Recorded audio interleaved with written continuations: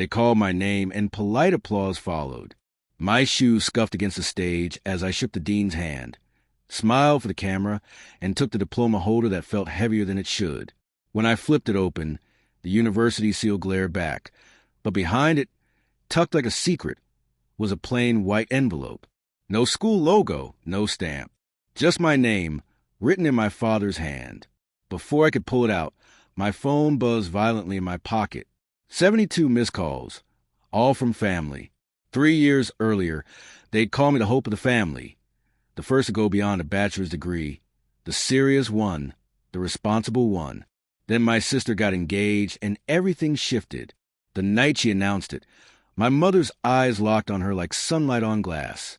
She didn't even notice the research grant email I'd been clutching like oxygen. I told myself it didn't matter. I was the quiet one. My work would speak for me.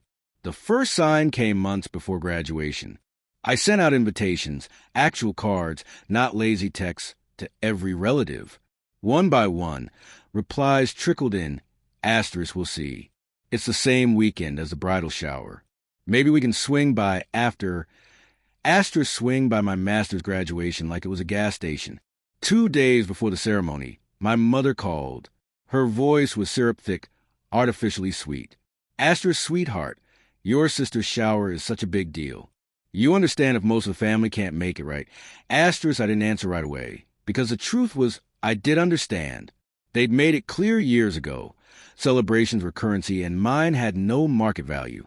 That was the moment I decided this would be the last time they ignored me without consequence. I wouldn't argue. I wouldn't beg. I would plan. The plan began with listening. At dinners, I became invisible.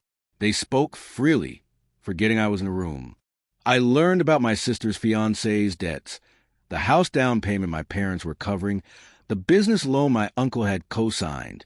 I learned about my father's shaky retirement fund and how he'd pull from it to pay for the shower venue. They didn't know I knew.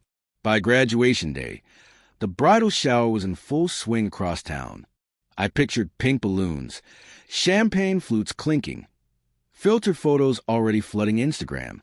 Meanwhile, I crossed the stage to a half-empty auditorium, empty seats where my family should have been. That enveloped my diploma, holder burned in my hand as I walked off stage. I didn't open it right away.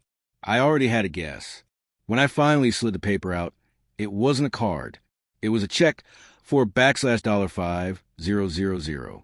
A note beneath it read, asterisk, we know you're busy with school and can't help much for the wedding. This should cover your share. Love, Dad, asterisk. My share, not congratulations. Not pride. A bill. I didn't cry. I didn't call. I just began the second phase of my plan. Step 1, distance. I stopped volunteering information. No updates, no photos, no stories from my research.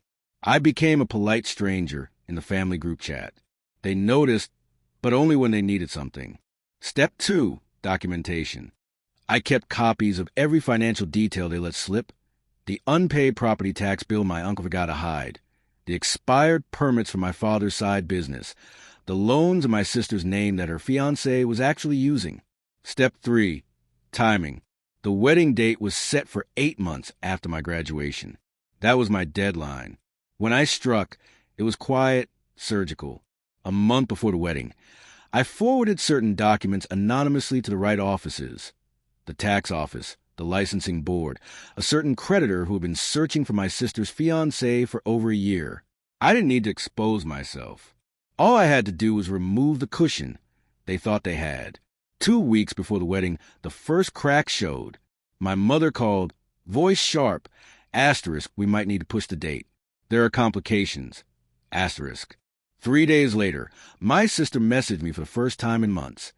Do you know anything about a lien on Dad's shop? I ignored it. The night before the wedding was supposed to happen, my father called. His voice broke once, quickly swallowed. Asterisks were canceling just for now. Your sister's fiancé. Asterisk, he didn't finish the sentence. I didn't ask him to. They never connected it to me. They think it was bad luck, bad timing, maybe an old enemy of my father's. But I know, and so do they, somewhere deep down where they keep the truths they can't say out loud. 2 months later, I mailed the check back to my father. No note, no return address. When I think back to that day, standing on stage, diploma in one hand, that envelope in the other, I don't feel bitterness anymore, just clarity. They taught me my worth was negotiable. I taught them the cost of forgetting who they were dealing with. Now, when my phone buzzes with family call, I let it ring, because the next time they hear my voice, it won't be because they summon me. It will be because they need me. And by then, the price will be something they can't afford.